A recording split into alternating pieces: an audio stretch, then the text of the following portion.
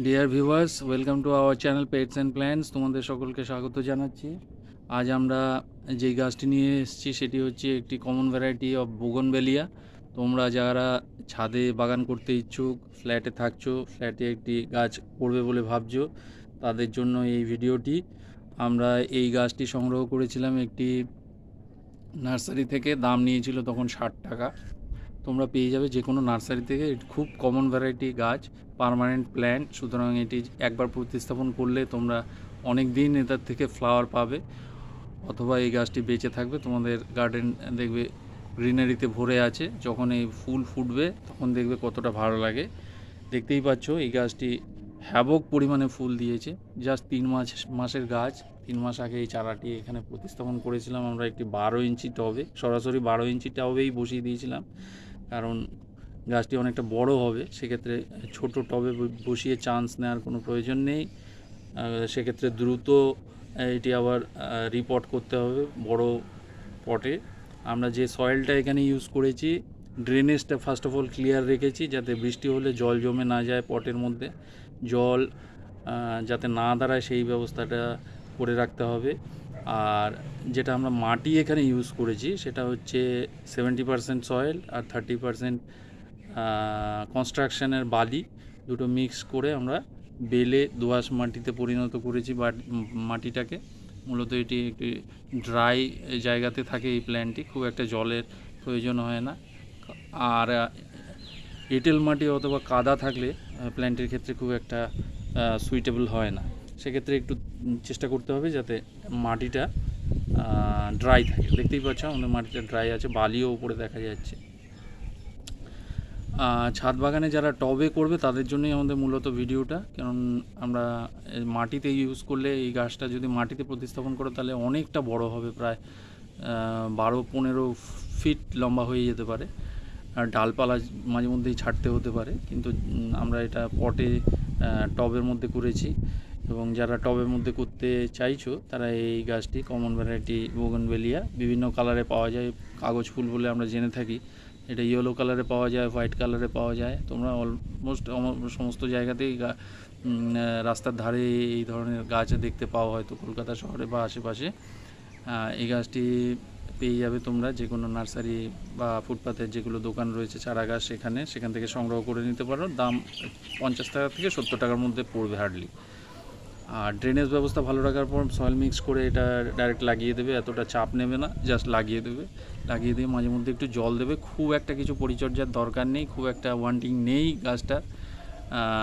আমরা যে ফার্টিলাইজারটা এখানে ইউজ করে থাকি সেটা মূলত আমরা আগেও বলেছি আমাদের ভিডিওগুলোতে, যে আমরা ইনঅর্গানিক ফার্টিলাইজার ইউজ করি। অর্গানিকটা আমাদের পক্ষে সম্ভব নয়, কারণ ছাদ বাগানে বা ফ্ল্যাটে যারা থাকো তাদের পক্ষে অর্গানিক ফার্টিলাইজার এফোর্ড করা বা তৈরি করা বা সে ধরনের কিছু, কারণ সেখানে জলের একটা ব্যবস্থা থাকে, ড্রেনেজের ব্যবস্থা থাকে। তোমাদের ফ্ল্যাটের ভিতরে যদি বারান্দায় করো সেক্ষেত্রে দেখতে হবে জল কম পরিমাণে ইউজ করতে হবে, কারণ জল যদি বেশি পড়ে যায় সেক্ষেত্রে তোমাদের মেঝেতে ড্যামেজ হয়ে যেতে পারে। সেগুলো কথা মাথায় রেখে এই প্ল্যান্টটি ইউজ করতে পারো। খুব একটা জলের প্রয়োজন নেই, খুব একটা পরিচর্যারও প্রয়োজন নেই।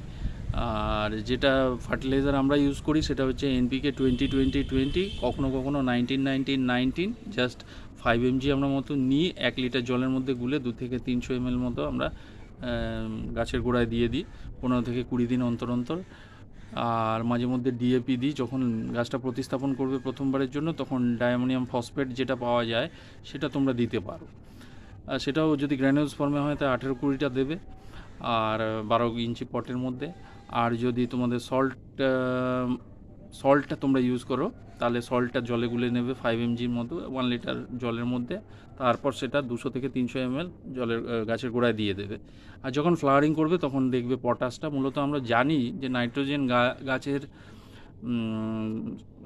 ওভারঅল যেটা দরকার তার জন্য নাইট্রোজেন গাছের দরকার হয়, আর যেটা ফসফরাস রয়েছে সেটা মেইনলি দরকার হয় রুট ডেভেলপমেন্টের জন্য। আর পটাশ যেখানে ফ্লাওয়ারিং করে, ফ্লাওয়ারিংয়ের সময় পটাশটা আমাদের দরকার হয়।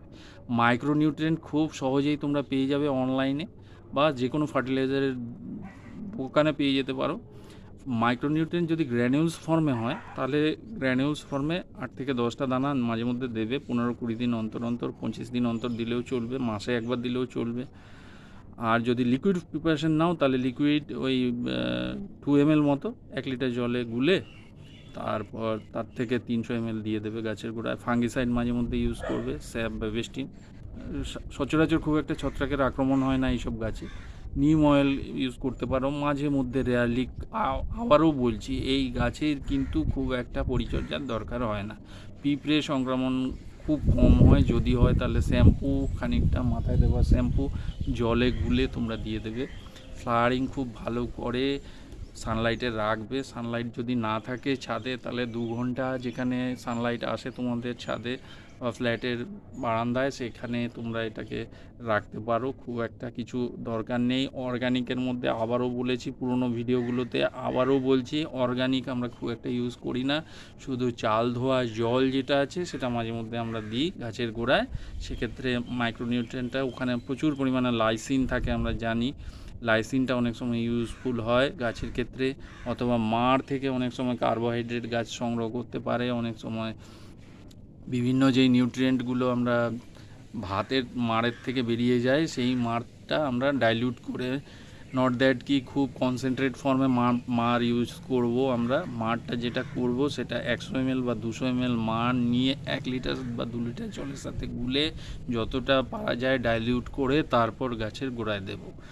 আবারও বলেছি, যারা নতুন করে চারা গাছ নিজের ছাদে বা ফ্ল্যাটে লাগাতে চাও, এই গাছটা ট্রাই করতে পারো। খুব একটা পরিচর্যার এই গাছের কোনো প্রয়োজন নেই। সুতরাং ইনিশিয়ালি তোমাদের খুব একটা ব্যস্ততা মধ্যে পড়ে যেতে হবে না গাছ নিয়ে। খুব একটা চাপের কিছু নেই, একদম সিম্পল। তোমরা মন খুলে এই গাছটি প্রতিস্থাপন করবে নিজের ছাদ বাগানে, দেখবে এর পসিবিলিটি যেটা আছে সেটা আবারও বলছি 99% কেসেসে এই কমন ভ্যারাইটির যেটা বুগুনভেলিয়া আছে সেটা বেঁচে যায়, কোনো প্রবলেম নেই। শুধু গাছ একটু যদি ঝিমিয়ে যায় তাহলে জানবে নিচে জল নেই, জলটা তখন দিয়ে দেবে। খুব একটা জলের প্রয়োজন নেই। বেশি জল পড়লে আমরা যেটা জেনে থাকি, আমরা যে ভাবি জল প্রতিদিন দিতে হবে, তা নয়। জল খুব সচরাচর দিতে হয়, কারণ গাছের গোড়ায় জলটা জমে যাওয়ার জন্যই কিন্তু গাছটা মরে যায়। জল না পেয়ে মরে না, কারণ জল না পেলে আমরা বুঝে যাই গাছটা ঝিমিয়ে পড়ে, সেক্ষেত্রে আমরা জলটা দিয়ে দিতে পারি। আর অতিরিক্ত জল দেবে না, জলটা যাতে ড্রেনেজ হয়। বর্ষাকালে যদি ছাদে থাকে বা এমন কোনো জায়গায় থাকে যেখানে বৃষ্টির জল পড়ছে, সেক্ষেত্রে খেয়াল রাখবে জলটা যেন নিচে না জমে। নিচের ড্রেনেজ ব্যবস্থাটা, ফুটোটা ভালো করে রাখবে। যে টবের যে 2-3টে ফুটো আছে তার মধ্যে খোলামকুচি দিয়ে দেবে, যাতে মাটিটা ড্রেনেজ না হয়, শুধু জলটা বেরিয়ে আসে। এইটুকুনি করতে পারলে তোমরা এরকম একটি গাছ তোমাদের ছাদ বাগানে পেতে পারো। খুব সুন্দর ফ্লাওয়ারিং করেছে, পরপর ফ্লাওয়ারিং করে যাচ্ছে, আর ফ্লাওয়ারটা অনেক দিন ধরে থাকছে, প্রায় সপ্তাহখানেক। তারপরে আবার নতুন করে ফ্লাওয়ার আসছে, কন্টিনিউ ফ্লাওয়ারটা থাকছে। আমাদের এই গাছটি জাস্ট 3 মাসের গাছ। 3 মাসের গাছে তোমরা দেখতেই পাচ্ছ কি সুন্দর ফ্লাওয়ারিং করছে। এ আরও অনেকটা বড় হবে, সেক্ষেত্রে আমরা চেষ্টা করব গাছটাকে কাটাই ছাটাই করে ছোট করে দিতে, যাতে পরে চারদিক থেকে আরও শুট বেরোয় এবং সেটি একটি বনসই আকার নেয়, বুশি আকার নেয়। ছোট্ট একটি গাছ লাগিয়েছিলাম 3 মাস আগে, এখন দেখতেই পাচ্ছ কতটা হিউজ হয়েছে। জাস্ট 50 টাকা দিয়ে পেয়ে যাবে তোমরা যে কোনো নার্সারিতে, ফুটপাতে, যে কোনো জায়গায়।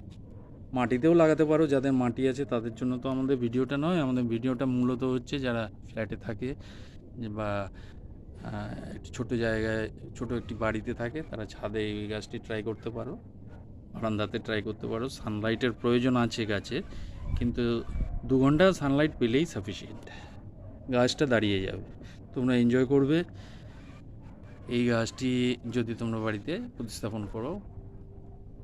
খুব একটা পরিচর্যার কিন্তু আবারও বলছি দরকার নেই।